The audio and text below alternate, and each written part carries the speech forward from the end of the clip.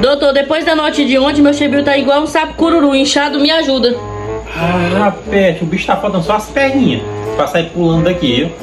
Ah, chibatada do diacho, menino. Diabo foi isso que aconteceu contigo, menino. Foi teu marido que fez isso, foi? Ah, bicho nojento, mano. Ah, deixa eu ver aí o negócio aí. Minha filha, o bicho estragou demais, mas chebiu, menino. Eu vou, deixa de molho, viu?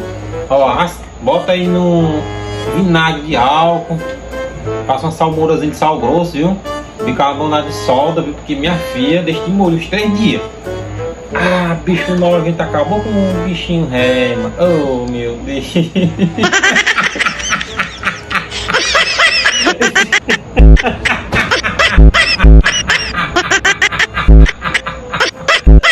Tu é doido.